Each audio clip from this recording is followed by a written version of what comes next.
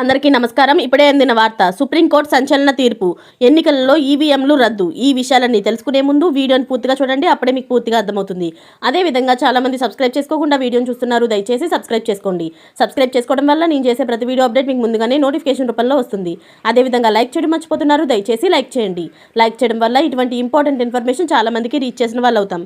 ఇక లేట్ చేయకుండా వీడియోలోకి వెళ్ళిపోతాం. దేశవ్యాప్తంగా తాజాగా జరిగిన లోక్సభ ఎన్నికలతో పాటు పలు ఎన్నికల ఫలితాల తర్వాత ఈవీఎంల బదులు పేపర్ బ్యాలెట్లను వాడాలన్న డిమాండ్లు పెరుగుతున్నాయి. దేశంలో ఈవీఎంల ట్యాంపరింగ్ జరుగుతుందని, ఫలితాలు కాస్త ఆలస్యమైనా సరే పేపర్ బ్యాలెట్లను వాడడమే మిన్న అన్న వాదనైతే వినిపిస్తుంది. ఈ నేపథ్యంలో సుప్రీంకోర్టు ఇదే అంశంపై దాఖలైన ఓ పిటిషన్పై కీలక తీర్పు అయితే వెలువరించింది.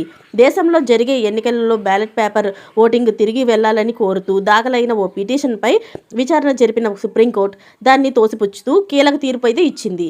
మీరు ఎన్నికల్లో గెలిచినప్పుడు ఈవీఎంలు ట్యాంపరింగ్ జరిగేవని, ఓడిపోయినప్పుడు మాత్రమే ఇలా ఈవీఎంలు ట్యాంపరింగ్లు జరుగుతున్నాయని జస్టిస్ విక్రమ్నాథ్, జస్టిస్ పిబి వరాలేతో కూడిన సుప్రీంకోర్టు ధర్మాసనం పిటిషనర్ను ప్రశ్నించింది.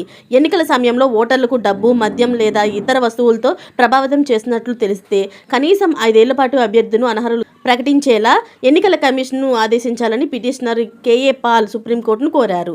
అయితే దీనిపై స్పందించిన సుప్రీంకోర్టు మీకు ఎలాంటి అద్భుతమైన ఐడియాలు ఎలా వస్తాయని ప్రశ్నించారు. 3 లక్షల మంది అనాథులు, అలాగే 40 లక్షల మంది వితంతువులను రక్షించిన సంస్థకు అధ్యక్షుడు ఎవరు అని కేఏ పాల్ను ప్రశ్నించింది.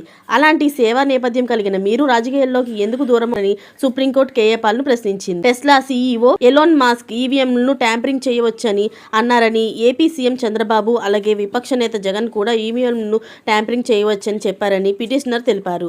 చంద్రబాబు ఓడిపోయినప్పుడు ఈవీఎంలను ట్యాంపరింగ్ చేయించారని అన్నారని, అప్పుడు ఓడిపోయిన జగన్ కూడా అదే మాట అన్నారని కేఏ పాల్ తెలిపారు. ఈ విధంగా అయితే సుప్రీంకోర్టులో ఈవీఎం మిషన్ రద్దు చేయాలన్న ప్రతిపాదన అయితే తిప్పికొట్టింది. Thanks for watching friends.